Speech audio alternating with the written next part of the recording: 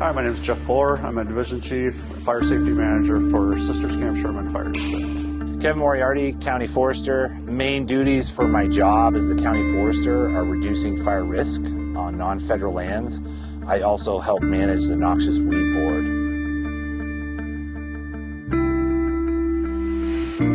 With the recent fire in Lahaina, and you can also look back at the other fires that we've had, the 2020 wildfires that we had here in Oregon, and the campfire in Paradise, California.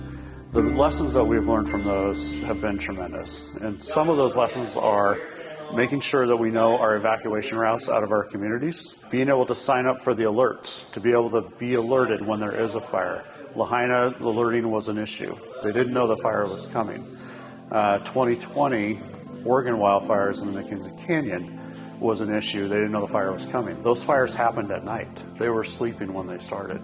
So being signed up for those alerts, to get those on your phones, get those on your radio, to alert you to get moving for evacuation, it was important.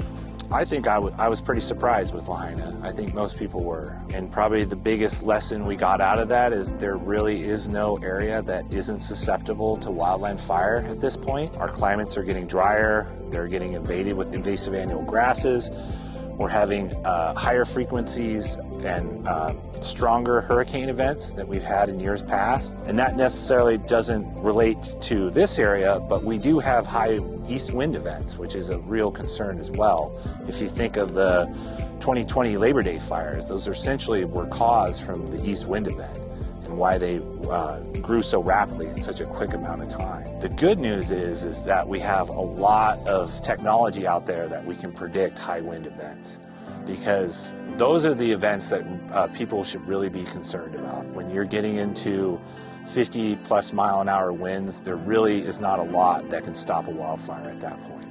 And so having defensible space around your home is vital to not only protect your own home, but to protect the community, because what we're seeing in areas like Lahaina, Paradise, other major fire events, the house is actually a fuel as well. It's not necessarily the wildland fuels as well. And if you get home ignition, you really have the potential of getting home-to-home ignition. I think the most important thing with Firewise is you need to start with your house.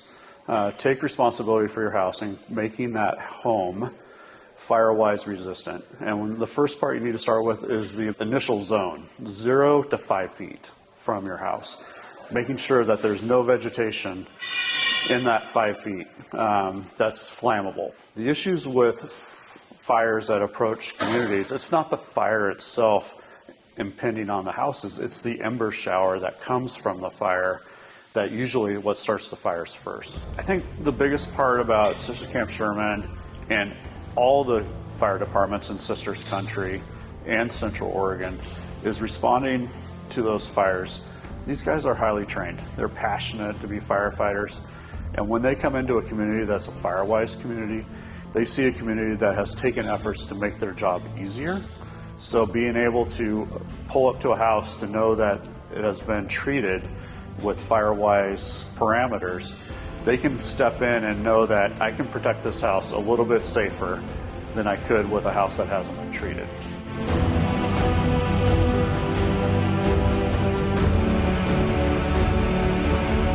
Right behind me, we have Whychus Creek and the Whychus Creek Canyon. A lot of homeowners in this community that butt right up to the canyon, and that does pose a significant fire risk for them. And so I think it was identified pretty early on that to reduce that risk, there needed to be some kind of treatment done within the canyon. You know, we have the Deschutes Land Trust and other organizations working in conjunction with us to try and reduce that risk. And so it's really just a matter of getting the funding and getting the work done on the ground. And so we're in the process of that right now. We've essentially developed a basic plan to reduce that risk, and that involves thinning of the juniper trees and then removing the brush and tall grasses adjacent to landowners. And then also following up with any other treatments that might need to occur in the future, like reseeding and things like that. We applied for a grant, the Landscape Resiliency Project grant, throughout Central Oregon. We have a myriad of projects all the way from Warm Springs down to Gilcrest area. This Whychus Creek project is one of those. So if we do get that funding, the first step would essentially be identifying a contractor that could do the work, and then putting together a contract with the scope of work that we've developed. And once that occurs, once we actually get the contract signed, the work can happen pretty rapidly. Contractors can actually work pretty late in the season, and in times even in the middle of winter, if the weather allows. And so for this project in particular, it's kind of a two-step process because it is in a canyon and you don't have really good access. The recommended approach would be to pile up all the fuels and then burn them a year later. And so the first step in the process would be to do the cutting and the brush removal and piling, and then a year later, when the conditions allow, usually we wait till the middle or dead of winter when we have adequate snow or adequate moisture on the ground, that said contractor would come back and do the pile burning. In closing, the best part is just making sure that people get involved. Don't stand back. Take responsibility on your homes and your neighbors' homes and your community. Prepare for a wildfire.